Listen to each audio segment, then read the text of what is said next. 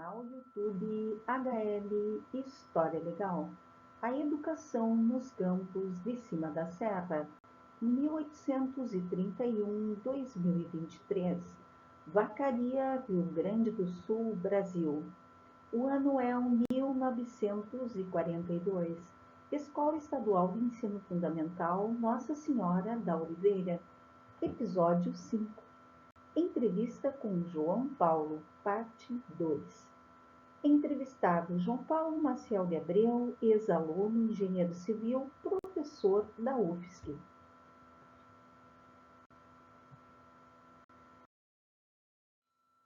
Sumário: 1. Vídeo inicial. 2. Álbum da escola. A educação nos cartazes.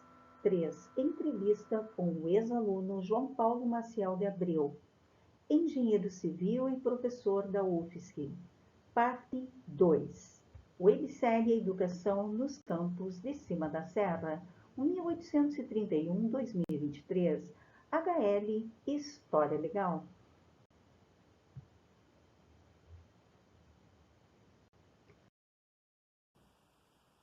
Canal YouTube HL História Legal, do regional para o universal, do extremo sul aqui no Brasil para o extremo norte do planeta, a oriente, a ocidente, para o coração do planetinha. Então estamos aqui com mais um episódio da websérie A Educação nos Campos de Cima da Serra. Estamos então com o 5º episódio da escola Nossa Senhora da Oliveira. Essa escola, que é uma pequena escola do ensino fundamental, que fica no bairro Nossa Senhora da Glória, aqui em Vacaria, Rio Grande do Sul, Brasil, e que cumpre um papel fundamental para a comunidade escolar. Vários bairros, são influenciados por essa escola. São crianças de vários bairros em torno do bairro da Glória que são influenciados pela escola Nossa Senhora da Glória. Uma influência para lá de positiva. Fantástica a jornada dos alunos que cursam a escola Nossa Senhora da Oliveira. Então nós vamos trazer nesse episódio a parte 2 da entrevista com o aluno João Paulo Maciel de Abreu. A sua entrevista estava tão boa, mas tão longa, que decidimos cortar pela metade e trazer tópicos diferentes para vocês. Então, essa segunda parte do João Paulo, da entrevista com o João Paulo, nós vamos trazer os seguintes tópicos. Aquele cafezinho de leitura, Cafezinho de leitura. HL História Legal. 1. Os números do canal. 2. As aventuras de Rubim, Natur e Marno em Os Herdeiros de Zenit, que inclui os tópicos e os números do canal, bem como mais um episódio das aventuras de Natur, Marno e Rubim, como herdeiros de Zenit. Os tópicos que traremos com a entrevista de João Paulo: a influência da escola na trajetória do aluno, as experiências proporcionadas pela escola, a participação da comunidade escolar, desenvolvimento das habilidades e competências do ser humano, interação com o objeto de estudos, diversidade étnica e cultural dentro da sala de aula, as Olimpíadas de Matemática, a importância da educação enquanto sistema que faz parte da sociedade, a importância da língua portuguesa, inclusive para a matemática, Se você interpretar um problema de forma errônea, você pode errar o resultado desse problema. E isso seria complicado no Enem, no vestibular e na própria vida. A interpretação errônea de português pode influenciar em um cálculo matemático?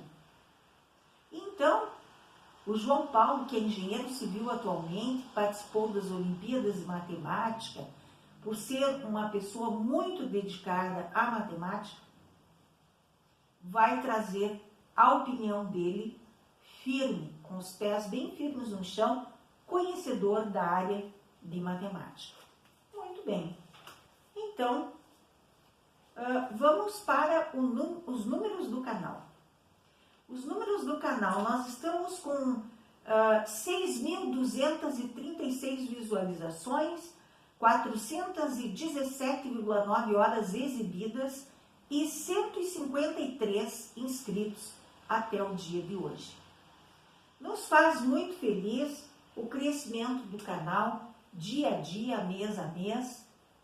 Estamos muito felizes com o desempenho desse humilde canal, né?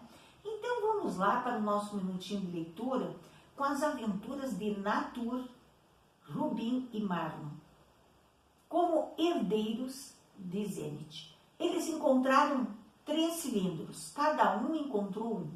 O primeiro foi encontrado na Gruta Azul, o segundo foi encontrado em uma árvore e o terceiro foi encontrado no fundo do mar. Vamos lá ver o próximo capítulo dessa interessantíssima história que permeou todo o meu 4º ano fundamental, ensino fundamental, lá em Caxias do Sul, no Colégio Maria Luísa Rosa. A vingança de Ranaja. Rubim ainda estava aturdido com os últimos acontecimentos. Ir àquela gruta tinha sido uma grande ideia. Como estaria agora o lugar onde encontrar a mensagem? Talvez os arqueólogos ainda estivessem fazendo suas pesquisas. Resolveu então voltar lá. Não havia ninguém na gruta, nem mesmo nas imediações. Entretanto, observou que as escavações continuavam, pois havia material espalhado por toda a parte. Mais calmo, pôde observar melhor o lugar. Era realmente lindo. As pedras azuis, iluminadas pela luz da lanterna, davam a impressão de um céu límpido, num fulgurante dia de sol. Seria capaz de passar por toda a vida naquele recanto. Deu alguns passos e se viu em frente do lugar onde havia encontrado o canudo metálico. O buraco na parede parecia estar maior. Passou por ele facilmente. Viu-se então num corredor muito comprido e escuro que percorreu procurando não fazer barulho.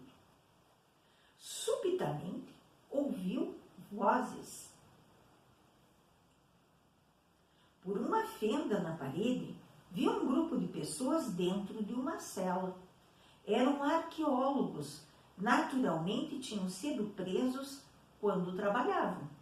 Foi só então que Rubim avistou uma enorme serpente. Era o monstro Ranaja, que acusava os pesquisadores de terem roubado o canudo metálico. Era preciso salvá-los e desfazer o engano. Armando-se de uma barra de ferro, investiu contra a serpente, dando-lhe fortes pancadas na cabeça. O monstro, apanhado de surpresa, não teve tempo de reagir e caiu morto pelos golpes. Rubim contou aos pesquisadores toda a verdade. Estes o tranquilizaram, explicando que o canudo metálico lhe pertencia, pois ele o encontrara primeiro. Então, Rubim voltou à caverna, à Gruta Azul, e lá teve tempo de salvar os arqueólogos, que haviam sido presos por um monstro, o Ra-Naja. Né? Então aí o Rubim, ele aprendeu aquela lição, aquela preciosa lição, né? A preciosa lição que é a primeira, que é a coragem. Arthur, Rubim e Marlon precisam, em primeiro lugar, aprender a ter coragem. E foi isso que Rubim conquistou com essa ida à Gruta Azul, salvando os arqueólogos. Coragem, inteligência, caridade, perseverança, amizade, justiça, sabedoria, esperança e alegria. 9. São 9 as qualidades que temos que ter para enfrentar os desafios que nos aguardam nesses novos tempos de enchentes, tempestades, de tornados, secas, calor intenso, frio intenso, né? Estive em Porto Alegre, não consegui ir a São Leopoldo ainda. O transporte de Porto Alegre a São Leopoldo está muito dificultado por enquanto. Obtivemos a notícia que provavelmente 20 de setembro reabra a estação Farrapos, que é muito importante para ligar Porto Alegre a toda a região, né? Porque o trem ele vai por diversas estações, por diversos municípios até Novo Hamburgo. Então, ficamos muito felizes com essa notícia. Também estivemos no mercado público. Mercado Público de Porto Alegre, Rio Grande do Sul, vista do andar superior.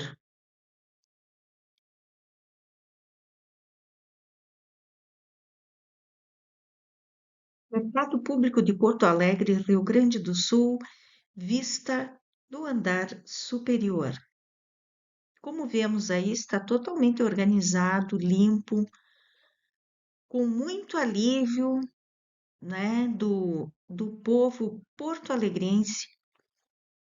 O mercado público está em pleno funcionamento. Esta foto nós tiramos em 11 de julho de 2024.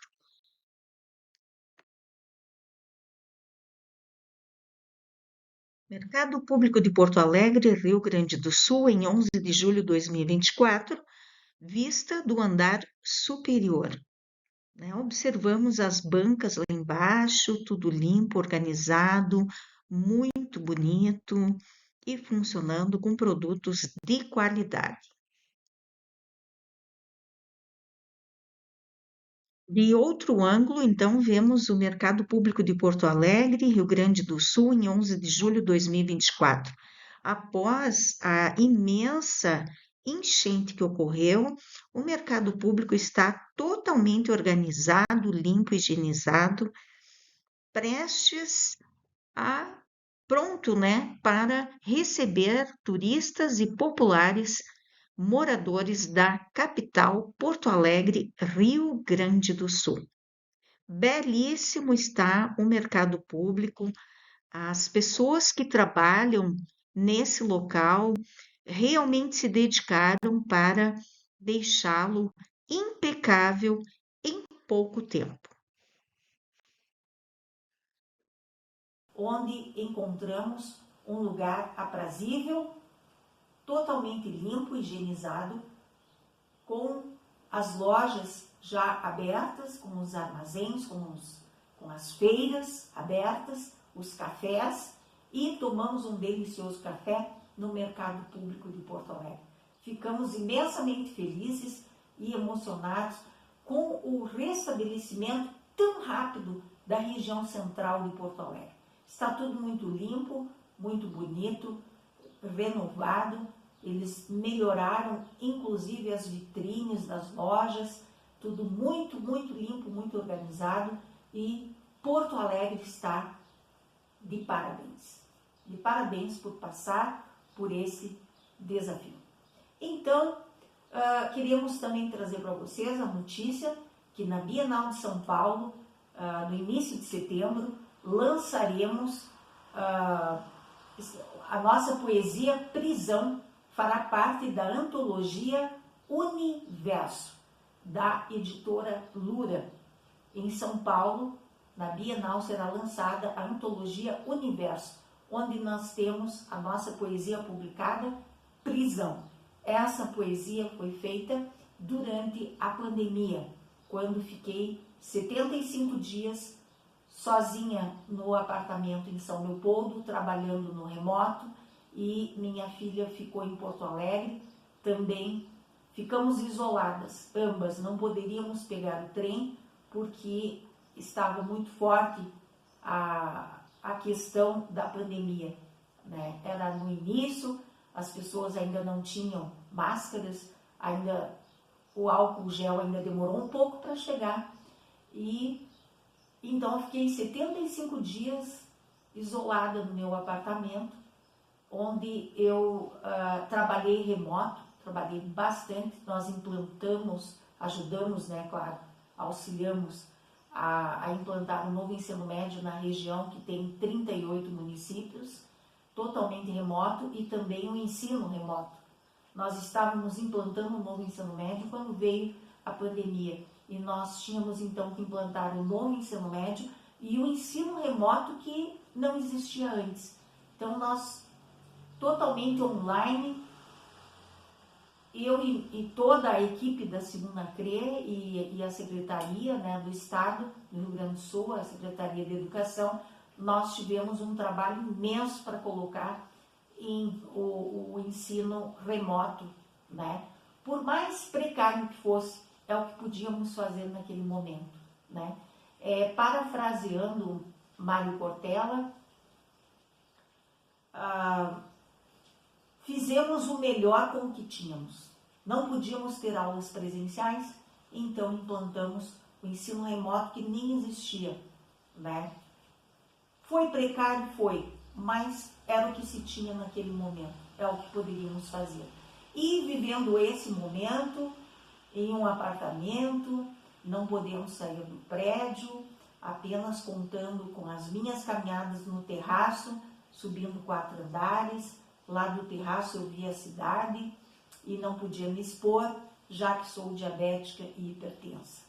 Então, agora, o produto dessa pandemia, além de toda aquela administração que nós fazíamos parte, né, que era uma equipe imensa, nós fazíamos parte dessa administração na região metropolitana do ensino remoto, e não estamos dizendo que concordamos com a modalidade do novo ensino médio, não vou entrar nesse detalhe agora, mas vou dizer que foi um momento muito difícil para todos nós. E ali me inspirei e escrevi a poesia Prisão, que será lançada na Bienal de São Paulo. Estou muito feliz por isso, né? E quero compartilhar essa felicidade com vocês. Creio que setembro será um mês maravilhoso, maravilhoso. A estação vai abrir da Farrapos, nós poderemos ir a São Leopoldo, veremos o acervo do Friva como ficou em setembro, e também lançaremos essa poesia na antologia Lura. Se possível for, iremos a São Paulo, estamos nos organizando, eu e minha filha. Se pudermos, iremos nós duas participar desse momento maravilhoso de uma realização da alma, né? Porque a poesia vem da alma. A poesia é acima de muitas outras coisas, né? Ela vem de dentro, ela vem da alma. É a alma que sopra pra gente, né, aquilo que a gente está sentindo, e a gente transforma em letras, em escritas, que começam lá na alfabetização, lá na escolinha do ensino fundamental. Como essa escola Nossa Senhora da Oliveira é tão importante para a comunidade vacariense. Esperamos que ela continue fazendo o seu trabalho e que ela tenha cada vez mais recursos para trabalhar. E nesse vídeo nós encerramos, então é o último capítulo da escola Nossa Senhora da Oliveira.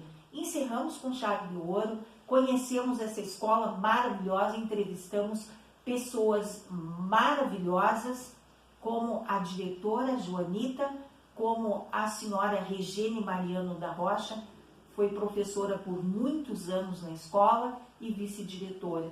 Também a funcionária Vanusa, que está trabalhando há 30 anos por essa escola e para essa escola. E também agora, por último, João Paulo, um aluno de excelência que se transformou num profissional de excelência, um engenheiro civil que presta serviço em vacaria e também que leciona na Universidade Federal de Santa Catarina, no campus Florianópolis.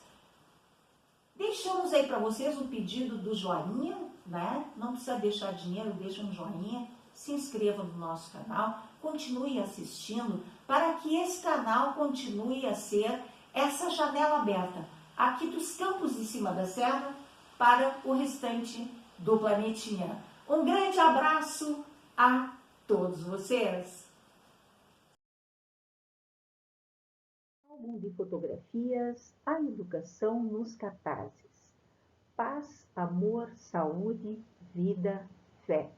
São essas as mensagens que essa escola, a qual estou impactada positivamente, nos traz através dos seus cartazes. Lindíssimos cartazes, bem confeccionados, que trazem uma mensagem de amor, principalmente amor à educação. O segundo cartaz: escutamos, orientamos, acolhemos. São 3 palavras muito significativas que nós estamos precisando no mundo atual. Escutar, orientar, acolher. Essas são algumas das funções que os professores da escola pública têm como missão: escutar, orientar, acolher. Isso é fundamental nos dias atuais.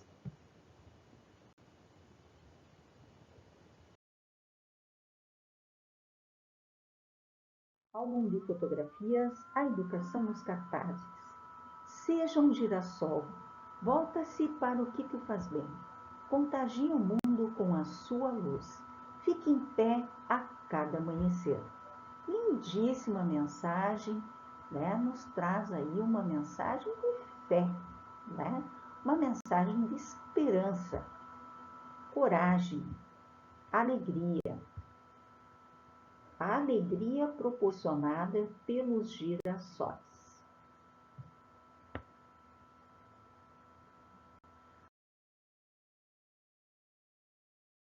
Álbum de fotografias, a educação nos cartazes.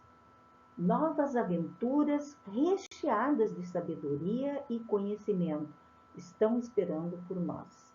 Então, é como aquela aventura que estamos contando do Arthur, Rubim e Mar, que estão encontrando, né, encontraram cada um o seu cilindro, né, em lugares diferentes.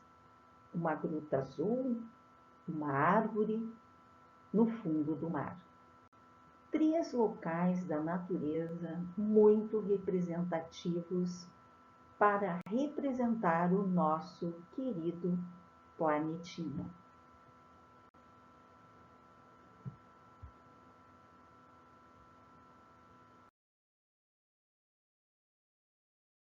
Álbum de fotografias, a educação nos cartazes. Você é milho ou piruá? Turma 191. Melhorar, empatia, sucesso, conquistas, sabedoria, esperança, vencer, paz, alegria, vencer, novamente, paz, novamente, sabedoria. Algumas se repetem, né? Alegria. Olha só, alegria é uma daquelas que está nos critérios, né, do Zenit nas aventuras de Rubim, Marno e Arthur. Aliás, Natur. E também tem ali felicidade, sucesso, e alegria. As que estavam mais difíceis de ler ali. Mas, enfim, são palavras ditas que só nos fazem bem, né? A tal da empatia que é se colocar no lugar do outro. Vamos escutar mais, nos colocarmos no lugar do outro, né? Para entender o que está se passando, que momento a pessoa está, se ela está precisando de nós, porque muitas vezes ela está precisando de um acolhimento, de uma orientação.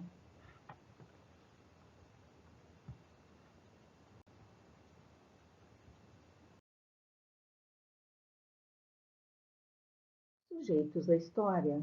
Nosso entrevistado João Paulo Maciel de Abreu, 31 anos, natural de Vacaria, Rio Grande do Sul, engenheiro civil, professor da Universidade Federal de Santa Catarina, também perito judicial na área das construções. Atualmente faz projetos para construções e atua como perito judicial nessa área em Vacaria, Rio Grande do Sul. Em Florianópolis, Santa Catarina, na Universidade Federal de Santa Catarina, há 4 anos, onde está concluindo seu doutorado. Atua como professor de engenheiro civil nas disciplinas Instalações Elétricas, Técnicas de Construção Civil e Planejamento e Controle das Construções. Estudou na escola Nossa Senhora da Oliveira, entrando na 1ª série e saindo na 8ª série. Após, continuou a estudar na Escola Estadual de Ensino Médio José Fernandes de Oliveira. Fez vestibular na Universidade Federal de Santa Catarina, passando para o curso de Engenharia Civil, fazendo mestrado, posteriormente, e agora doutorado. Então, aqui nós queremos chamar a atenção para um pequeno equívoco, né? O João Paulo, ele atua no campus Florianópolis, né? Da Universidade de Santa Catarina. E em São José foi o local onde ele morou, né? Enquanto estudava na Universidade Federal de Santa Catarina.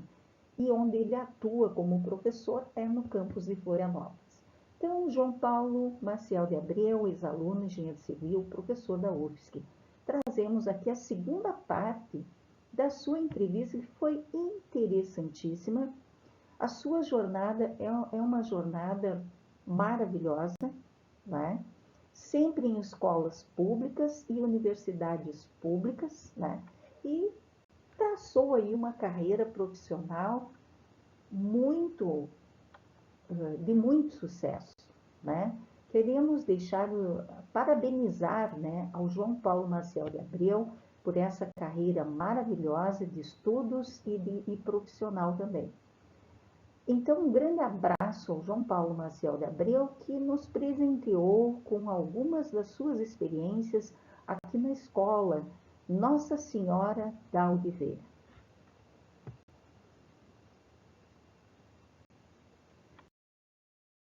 Nós não somos contra imigrantes, né? Mas o que nós estamos mencionando é que vem pessoas de outros países concorrer com os brasileiros nas universidades federais, provavelmente nas particulares também. Mas nós estamos citando aqui a federal porque é onde você estudou, onde o último aluno que eu entrevistei, que foi o Luciano, na escola Padre Efren, ele é um professor de universidade federal há 30 anos, e ele estudou em uma universidade federal, não só em uma, em várias, até o doutorado, e somente o pós-doutorado que ele fez fora do Brasil.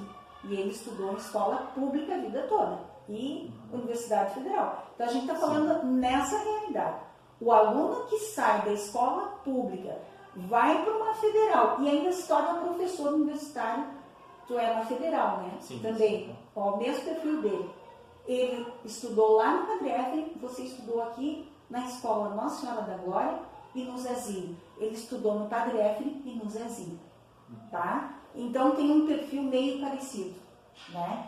Eu te pergunto assim, é importante essa verba que o país destina para fabricar os livros de qualidade, sendo de qualidade, não sendo uma coisa direcionada para uma outra coisa, um outro projeto. Mas eu digo, quando o livro é de qualidade, que tem valor científico mesmo, é uma matemática adequada, em português, língua portuguesa, que é a nossa língua, a história e geografia realmente comprovada, feito por doutores ou mestres em história, geografia, ciências, né? Esse tipo de livro, que é com o qual eu convivi por 22 anos. Você acha importante que haja essa verba do país? Sim, esse é um apoio muito importante que se dá ao ensino, porque é uma ferramenta muito importante para o aluno, então ele tem aquele conteúdo disponível em um formato adequado, porque falamos muitas vezes aqui em apostila, por exemplo, mas a apostila era uma reprodução em preto e branco ou escala de cinza, dependendo da cor. Então imagine você ensinar o sistema digestório, ensinar partes de biologia, até mesmo história e anatomia, geografia, né? Mapas em algo em baixa qualidade de visão. Pode parecer até fútil quem olhar, mas na verdade parte da nossa percepção depende de uma boa visualização, de um bom material para olhar. E o livro foi um grande salto em relação a isso. Então você ter um material que permitisse uma boa visualização, você não ficar só na abstração. O professor ele se esforçava a fazer o material, fazia a apostila, colocava um mapa e depois pedia para o aluno olhar. Por exemplo, né? História da arte, ou a professora de artística ou Sim. o professor de história. Ensinar acontecimentos hoje com fotos coloridas, com certeza o aluno vai ter uma outra, até vontade, né? Sim. Pode. E temos que trazer aqui ainda um segundo contexto. Então, também fora a questão do próprio livro da apostila, também o contexto com pouca ou nenhuma internet. Então, o contexto da aula era um contexto em que os livros tinham que ser buscados na biblioteca, eles tinham que ser olhados na biblioteca ou teriam que ser levados para casa. Os livros que existiam, enfim, livros de literatura, um livro, mas não que houvesse nível para cada um ter o seu. Então, o aluno não teria um livro didático, mas ele tinha alguns livros na biblioteca da escola. Então, ele tinha que consultar, tinha que fazer anotações, guardar e depois redigir o seu trabalho à mão. Então, não havia fonte de pesquisa pela internet, não havia um lugar para digitar. O material tinha que ser elaborado pelo professor e depois veio o livro didático. Então, é um contexto diferente de conhecimento. Agora, o que acaba acontecendo com o nosso contexto de internet? Então, muitas vezes temos pessoas, de certo modo, dispersas, os alunos assim, eles têm uma ferramenta ali que você dá um toque, escreve a palavra, aparece o que ele está procurando. Mas será que aquilo é confiável? Será que é bom? Será que isso é correto? Então, a figura do professor ainda é muito importante, porque ele vai dar esse senso ao aluno da informação. Porque o mundo está fervilhando de informações. Informações, né? Não conhecimento. Mas conhecimento, entender, interpretar, são atividades que são humanas e que precisam ser estimuladas. E aí o professor é mediador disso. Olha, muito interessante. Daí tu não falou ainda, vamos fazer assim rapidinho. Uhum. Tu se formou no Zé Fernandes, então, ensino médio, Isso. a graduação na Universidade Federal de Santa Catarina. Sim. Daí tu fez uma pós ou tu fez mestrado? Sim, a minha graduação eu fiz então no período regimental, foram 5 anos, então não houve reprovações. Então, nós temos acesso, todo o formando tem acesso a informações aproximadas de seu desempenho. Então, na minha turma eu fui o 5º colocado. Então, imagine, eu não estou falando dividindo quem veio de escola pública, quem veio de escola particular, quem veio de cota, não existe essa divisão. Turma, e nem se é desse país ou se é de outro. Sim. Porque você acabou de me dizer que Sim. tinha pessoas de outros países. E a gente quer deixar bem claro que a gente não quer disciplinar nenhum imigrante. Sim. A gente só está colocando a realidade. Né? Então, o 5º lugar, não interessa, de toda essa diversidade, Sim. você passou em 5º lugar. Isso é importante para mostrar que você veio dessa origem aqui. Aqui começou o teu estudo. Essa escola atrapalhou a tua vida ou ajudou durante o teu percurso, assim, de se tornar um profissional já com quase doutorado? São vários atributos que começam na escola, várias experimentações. Então, é a atividade de fazer uma experiência em casa, por exemplo. Então, eu me lembro de uma experiência de aula de ciências, por exemplo, que se tinha que simular o cultivo de uma parte de uma cenoura, por exemplo. Então, você tinha que fazer um recorte, retirar uma região e fazer o cultivo. E depois de uma semana, relatar o que havia acontecido. Muitas pessoas poderiam ficar surpreendidas, poderiam ficar até tristes de chegar ao final da semana e o pezinho de cenoura morrer. Mas sem uma parte de sua raiz, ele não teria condições de sobreviver. Então ele tinha uma reserva energética, mas ela não era suficiente para mantê-lo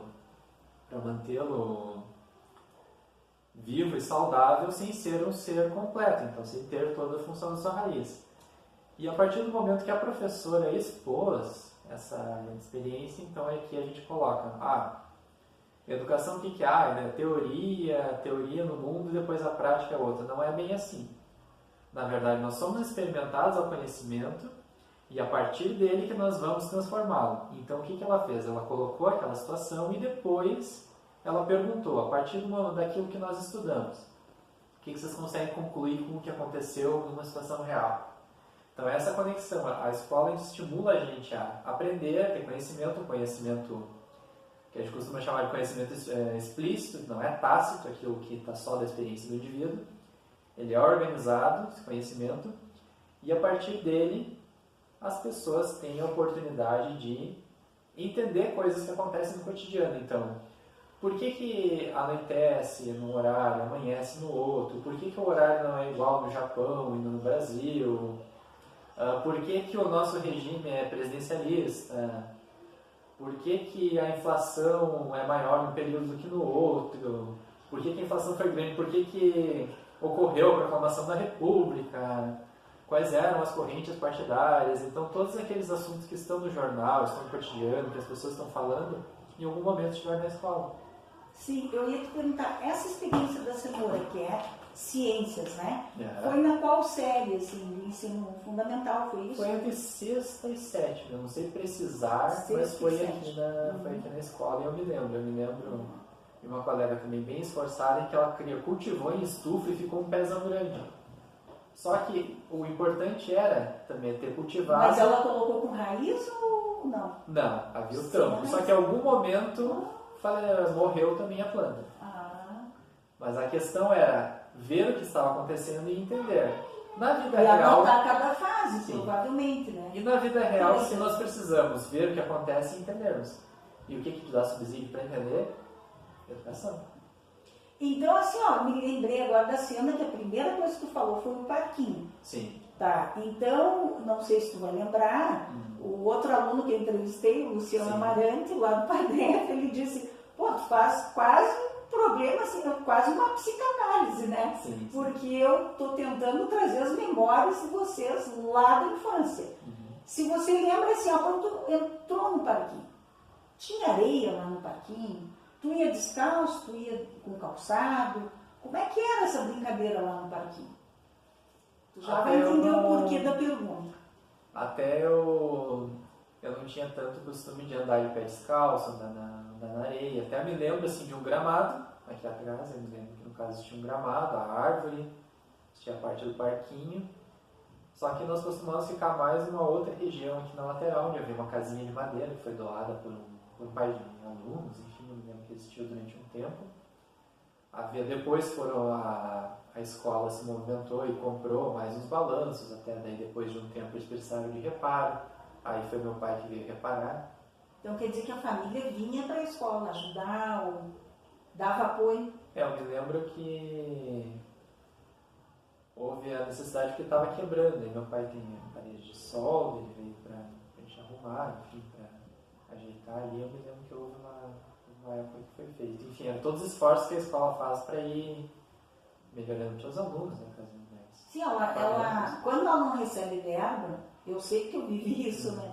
A gente faz alguma coisa ou para arrecadar o dinheiro para pagar o serviço, ou pede para alguém da comunidade que tem condições de fazer. Sim.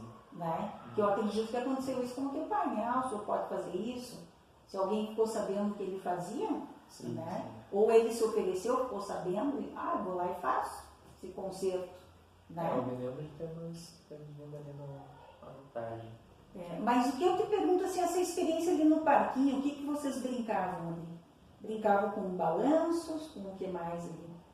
É A uma casinha, o lembrança que mais tinha vaga. dentro da casinha? É uma lembrança mais vaga em relação ao parquinho. Eu me lembro que ele tinha aquela árvore, tinha aquele gramado, mas de eu brincando eu não lembro. E tinha uma árvore, né? Sim. Isso é muito importante, ter uma árvore, né? Porque Sim. o que eu te digo, no pré, no jardim, é onde a gente começa a desenvolver as habilidades e competências principais do ser humano. É até o 7º ano. Até 7 anos de idade. É do 0, quando nasceu, daí começa em casa, com a mãe e o pai, ou tios, enfim, a família. E quando ele vem para a escola, tem até os 7 anos, que daí vai ser educação infantil ali, às vezes do jardim, depois do pré, depois do 1º ano. Até o 4º ano é muito importante para o ser humano, até o 4º ano, porque desenvolve várias habilidades e competências. Eu te perguntei se tinha areia, porque geralmente tem uma caixa de areia, ou é todo de areia, para a criança poder andar de pé descalço, e para ela poder também sentar no chão, pegar uma aguinha, fazer um bolinho, fazer umas misturas. Ela está desenvolvendo as habilidades de tato, de olfato, tem a árvore, ó, tem o cheiro da árvore. Então, assim, o contato com a natureza é fundamental. E a manipulação dos objetos, dos materiais, entendeu? Tu interagir. Essa interação, para te aprender, você como professor deve saber. Para o aluno aprender, ele tem que interagir com esse material, seja ele qual for. A experiência, né? Você interagir, você pegou uma cenoura, você cortou um pedaço, tudo isso fez com que você nunca mais esquecesse dessa experiência. Então, isso é a forma correta de ensinar as crianças. É você fazer ela interagir com aquilo que tu quer ensinar para elas, né? Aí pode... Havia brincadeiras com pinturas também. Eu confesso que eu não gostava muito da pintura gelada no rosto, mas daí houve uma vez que eu acabei aceitando, até os professores comentaram também, os pessoas comentaram, não vai ser não é algo ruim, é só você faz uma vez, eu acho que você vai gostar. Daí eu tenho uma foto até hoje comigo ali no pré-escolar, que eles tiraram todas as crianças, que daí eu tava com... Era do dia do índio, daí eu tenho uma peninha aqui, o adorno aqui, que tinha sido feito de papel, as 2 pinturas no rosto, enfim, ainda tem aquela foto desde hoje, mas eles tiveram que trabalhar com convencimento comigo naquela época, eu não gostava muito disso. O material, tu pode ter rejeitado, mas o que tu achou assim, o dia do índio, vamos enfeitar de índio? Isso foi interessante para ti? Porque o que eles estavam fazendo? Aproximando o ser humano de um ser humano que ele considera diferente. Então, ali estão trabalhando a diversidade. As pessoas não entendem. Claro que antigamente o dia do índio era trabalhado de forma diferente de hoje. Né? Os textos, o que se analisa hoje, eu creio que houve uma evolução. Mas lá naquele tempo eles estavam querendo quebrar um preconceito contra o índio. Não sei se tu concorda com isso. Talvez hoje algumas parcelas da população achem que você não deveria se fantasiar de coisas, por exemplo, se fantasiar de negro, fantasiar de caipira, por exemplo, algumas pessoas já questionam, existem muitos questionamentos. Agora, se estamos certos, se estávamos errados ou certos, se estamos certos ou errados agora, o fato é que se discutem, as coisas são sempre muito discutidas, a gente sempre tem uma visão, né? No caso, o mundo já é diferente, e talvez não seja nem esse que nós estamos vivendo agora daqui a 20 anos, não sabemos. Sim, isso vai mudando, né? Com a interação... Eu confesso que até hoje, olhando, eu não vejo nada de muito absurdo, porque não era pejorativo, as crianças não faziam aquilo para ver, eu estou tirando sarro de um índio. A gente se vestia de índio e se sentia um índio, né? E no nosso sangue muitas vezes tem, né? Então, agora eu só quero, para a gente finalizar, e levando para o final, já tem um bom tempinho, eu queria te perguntar sobre as Olimpíadas de Matemática, né, que a professora Joanita me falou, né, que você participou. Sim. Que ano foi? Se foi aqui na escola ou se foi em outra escola? Como é que foi isso? Então, essas competições são interessantes justamente porque elas motivam além do que elas motivam o nível de matemática que a gente tem o conteúdo básico da escola e existe um nível de desenvolvimento maior de raciocínio que vem a partir de outros problemas, outros raciocínios, enfim. E é importante motivar os alunos. Então, mais ou menos quando eu estava pela quinta série do ensino fundamental, então já havia umas 2 ou 3 edições de uma Olimpíada que era feita pela UFS. Então a UFS promovia, eu acho que promove até hoje, a gente não tem informação de que ela fazia para as escolas da região. Existia uma premiação que ela fazia para Vacaria e outra que ela envolvia Campestre da Serra, IP, Momento Bom Jesus, Esmeralda, enfim, algumas escolas de municípios aqui próximos. Então a nossa escola aqui vinha com uma prova impressa, umas provas antigas. Que série que tu estaria? Tu lembra, assim? Foi já quando eu estava na quinta série. Já, na quinta série, né? Eu acho que já havia alguns anos, mas daí eu não tinha idade para poder participar. Acho que as 3 primeiras edições eu não participei. Aí tu participou das 3 últimas que você estava aqui, quinta, sexta, quinta, sexta, sétima e oitava. Foram 4, né? Aí já começaram a existir, enfim, a Olimpíada Vacaria e a Olimpíada Regional. Então aí nós fomos, a experiência era algo diferente, né? No caso pegavam uma manhã de aula, e aí essa manhã ia ser dedicada a participar, a representar a escola, de que uniformizado. Aí a prova tinha uma determinada duração, não lembro se eram 2 horas e meia, era mais ou menos isso. E ela tinha questões adequadas a certos níveis de escolares, então ali. Essa eu cometi um equívoco aqui. É que depois tem outras competições, mas agora aqui, nessa era por série. Então, quinta série tinha uma prova, sexta outra, sétima outra, oitava outra. E depois o ensino médio também para a escola que tivesse ensino médio. Havia provas para cada um deles.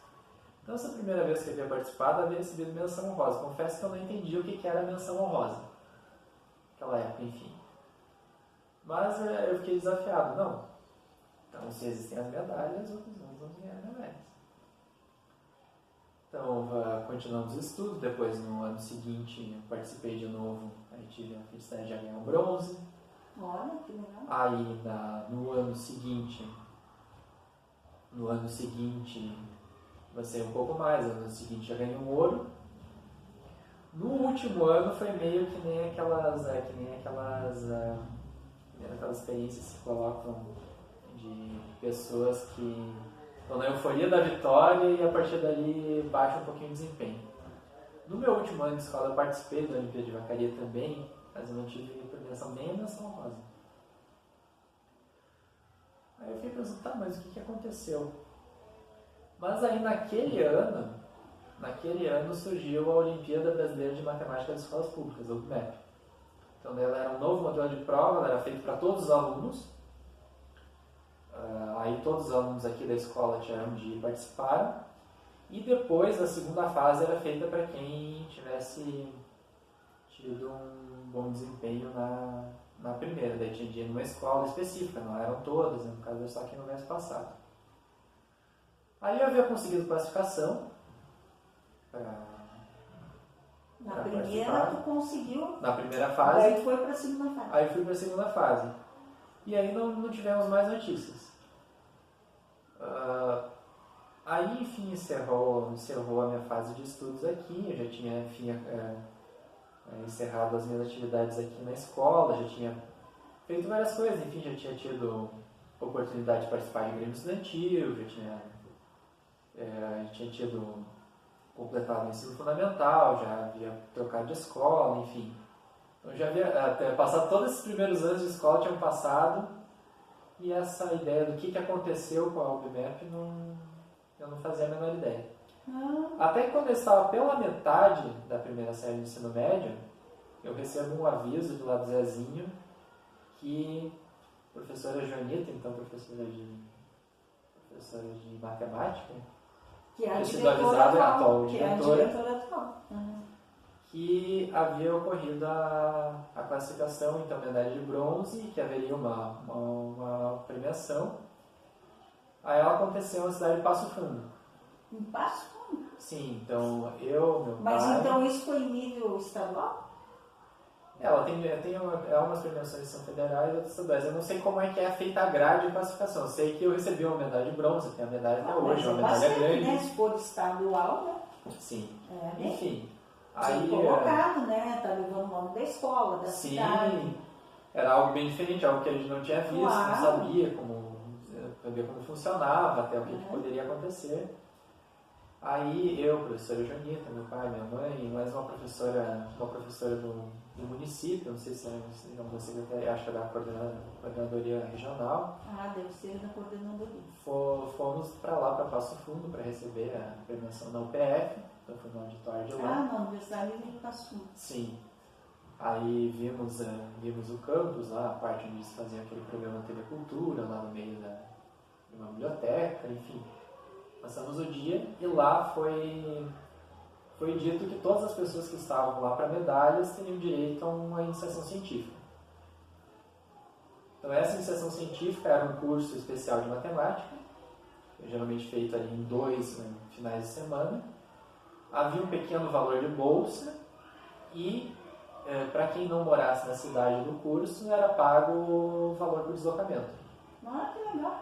Então a gente mesmo não sabia como funcionava, a professora Joanita disse, não, eu não entendia, eu não sabia nem que existia isso, enfim, a gente não sabia o que era, e depois continuei os contatos com elas e contei que realmente aconteceu esse curso. Daí tu conseguiu fazer ou não? Então meu pai me levava 2 vezes por mês, a gente, enfim, acertava os valores do combustível, era um valor limitado, né? No caso, o valor do combustível, a alimentação Mas era já paga. ajuda, né? A alimentação era paga e eles tinham todo o material especial, todos os tópicos especiais, livros de matemática, de assuntos diferentes, então criptografia, análise combinatória, somatório, produtório. Então tu fez a iniciação científica no momento que tu estava fazendo ensino médio no Zezinho. Sim, eu já estava no ensino médio, mas era uma Sim. consequência e já havia outros alunos lá de Caxias do Sul, enfim, que daí também já faziam, que eram da Picada Café. Eu estudei em Picada Café. Uhum. Eu fiz o meu fundamental do 1º ao 3º ano em Picada Café. Então foi aquele ano eu tive a oportunidade, enfim, de participar da iniciação científica. E daí era uma formação em matemática, uma formação um pouco mais forte, né? No caso é um estímulo que é oferecido, né, no caso pelo governo, já para o ensino de matemática. Então havia um professor da UFSC que coordenava, também existia uma outra aluna de matemática que também estava em formação superior ali na UFSC, que também eu lecionava. Aí houve um dos anos que eu participei foi com ela, outro ano daí foi com o professor também, que daí eles ensinavam esses tópicos diferentes. Aí chegou o final do ensino médio, daí eu já ia para a opção profissional, daí eu já não prossegui. Até depois que eu me formei, daí começaram a surgir oportunidades de bolsa mesmo para quem tivesse escola pública, para ajudar, enfim, os alunos a estudarem, para quem tivesse em áreas de engenharia, enfim, outras oportunidades surgiram depois dessa que eu tive também. Sim. Então, outros estímulos para gostar de estudar matemática, passar a existir, mas tudo começou aqui. Foi uma semente plantada aqui que foi ser colhida depois. Mas muito legal. E daí então tu fez a graduação na UFSC. Sim. E depois tu fez mestrado ou doutorado? Na formação acadêmica, em alguns países é separado, mas aqui é muito difícil alguém fazer doutorado sem ter feito um mestrado antes.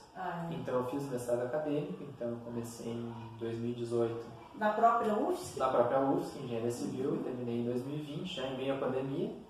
Então eu fiz defesa virtual, terminei minha pesquisa fiz defesa remota, enfim, por conta de todo aquele contexto, enfim, houve prorrogações, o tempo era Não outro. é fácil, foi bem complicado. Depois, quando eu vim para o doutorado, ainda foi no começo das primeiras aulas, eram aulas em Porque temos Era uma online parte em aulas ainda? online e depois E ainda na retornei. UFSC?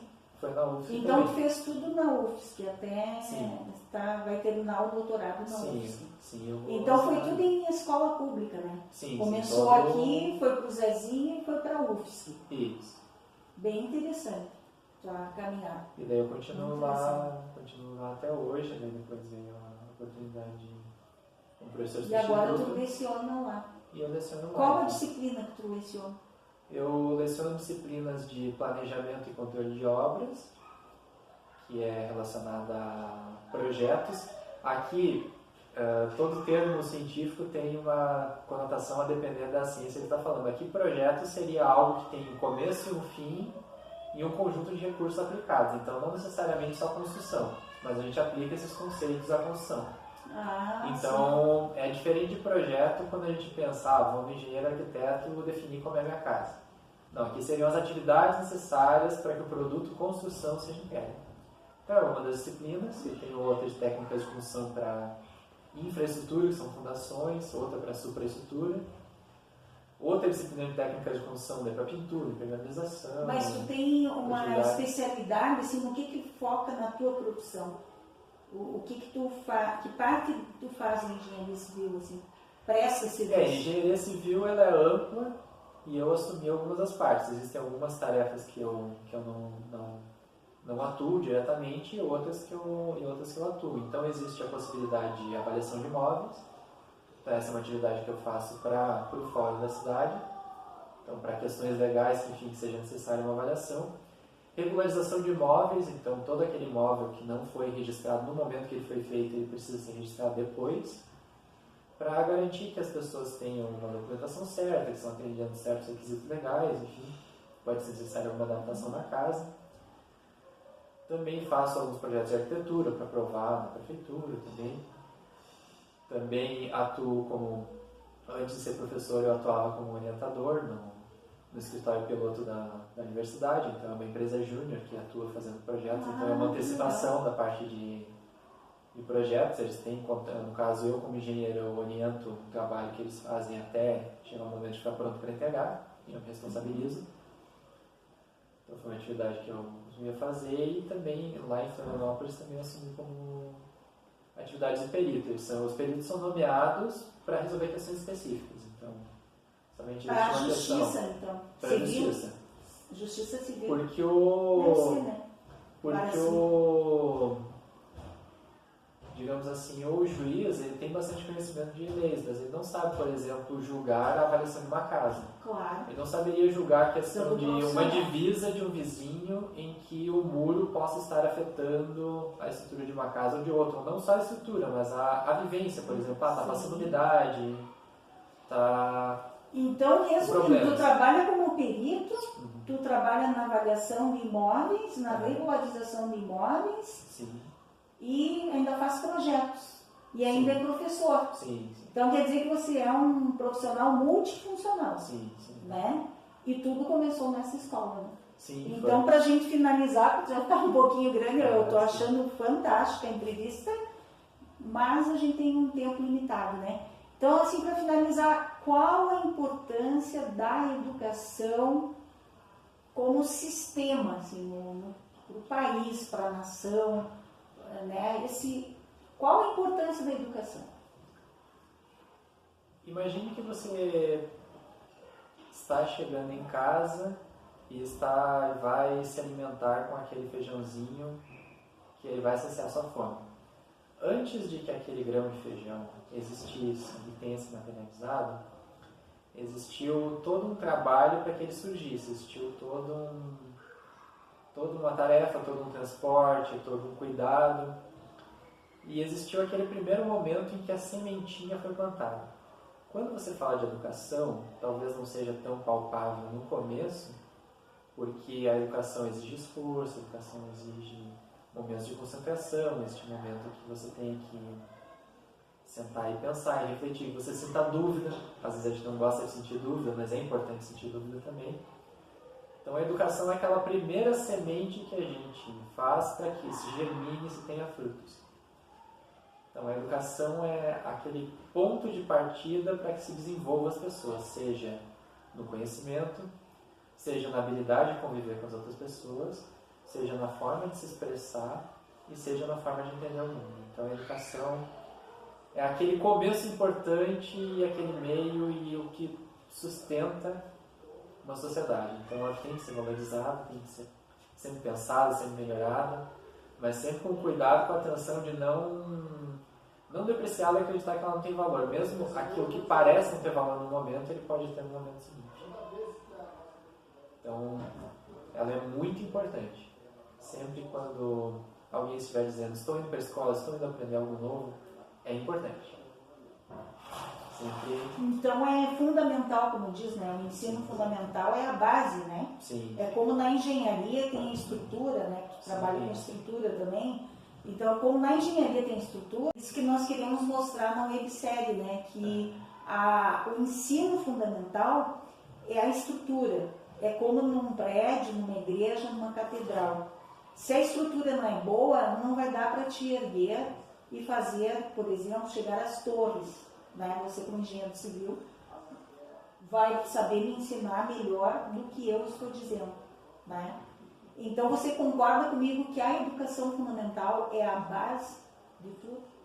Dessa construção toda? É onde começamos, é onde vem os primeiros princípios, onde vem aquilo que nos dá começo. Aquele cálculo possa parecer mais simples, que você possa acreditar que nunca usou na vida, ele pode ser usado sim. Aquele famoso teorema de Pitágoras, que você pode acreditar que nunca teve aplicação, ele serve todo dia para verificar o esquadro da sua casa. Para verificar o esquadro da nova casa, aliás, que alguém vai ter. Ah, me diz uma coisa assim, só para finalizar. A fórmula de Bhaskara, no que ela ajuda, por exemplo? Todo mundo cai em cima de pau, né? Para que essa fórmula? Para que funciona? Sim, a fórmula de Bhaskara é um modelo matemático que serve para descrever algumas trajetórias de corpos, por exemplo, alguns projéteis, o lançamento de alguns projéteis, enfim. Então ela tem a sua função. Cada elemento do conhecimento tem a sua função por trás. Muitas vezes você ensinar pronomes, ensinar adjetivos, ensinar classes gramaticais, pensar, isso daqui é só para aprender, para passar, para aprender matemática. Se alguém não sabe expressar direito, pode cometer equívocos. Uma pessoa que não entende direito ou não explica direita, esquerda, não explica a quem está se referindo no texto, pode cometer equívocos de direito, pode cometer equívocos de engenharia, pode passar uma instrução errada para alguém. No começo, quando a gente aprende, a gente talvez não entenda. Poxa, por que eu estou fazendo isso? Mas existe um sentido. A matemática precisa do português, né? Também, porque é necessária uma interpretação correta dos fatos, dos elementos, das variáveis que estão no problema. Senão, por mais que se saiba fazer os cálculos corretos, eles também não... Então, a interpretação de texto pode influenciar no cálculo correto de um problema? Pode sim, porque às vezes se você não entender exatamente o que é o problema, e se você não fizer uma interpretação correta, você pode gerar equívocos. Muitas vezes, vamos supor um outro caso prático, cai o disjuntor numa casa. O projeto elétrico de casa é uma atribuição de engenheiro civil, inclusive é uma das disciplinas que eu leciono também, a parte de instalações elétricas em casa, que é para engenharia. Então, muitas vezes o problema não é o disjuntor cair. O problema é o fato que uma corrente elétrica foi ultrapassada e que o disjuntor caiu para gerar uma proteção. Muitas vezes a pessoa pode pensar, não, o problema era aquilo impedir com que eu possa tomar meu banho, por exemplo, eu posso usar um eletrodoméstico. Mas não é o problema, é o fato de existir uma sobrecarga que pode causar um incêndio.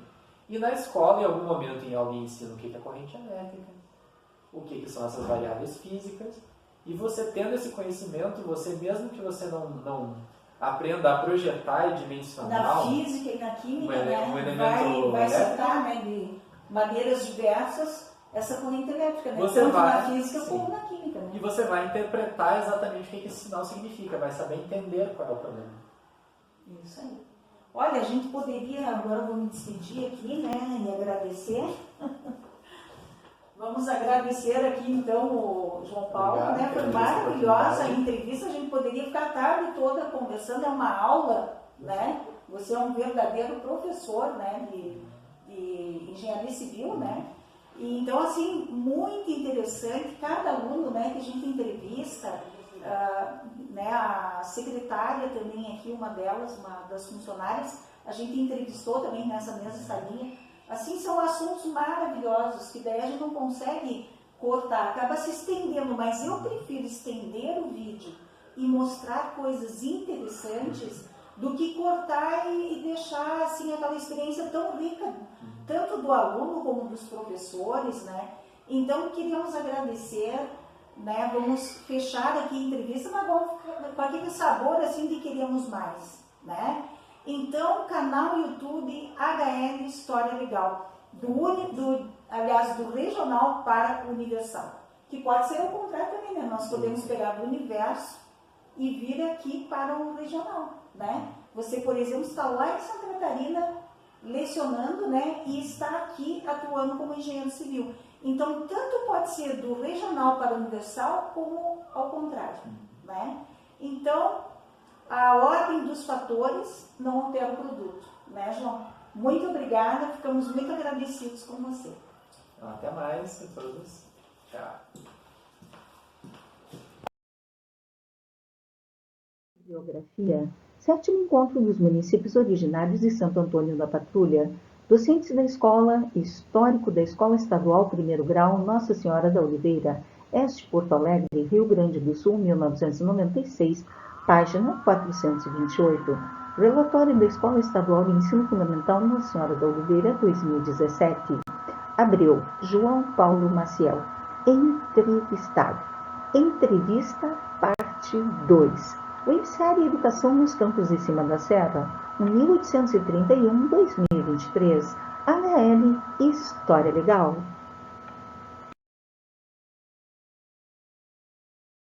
Muito obrigada a todos vocês.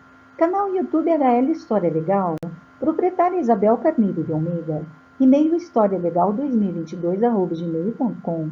Instagram História Legal 2022. Não esqueçam também de acompanhar a nossa página no Instagram, onde está um verdadeiro menu com todas as capas dos 82 vídeos do canal YouTube HL História Legal. Websérie Educação nos Campos de Cima da Serra, 1831-2023. Um grande abraço a todos vocês. Créditos. Autora Isabel Carneiro de Almeida, filmagem, fotografia, edição de vídeo, narração e escrita. WhatsApp 051-99689-9085. Para a aquisição do PDF, o frigorífico Vacariense nos Campos de Cima da Serra, ano 1964 a 1997. Físico, R$ 50. PDF, R$ 25. Websérie Educação nos Campos de Cima da Serra, 1831-2023.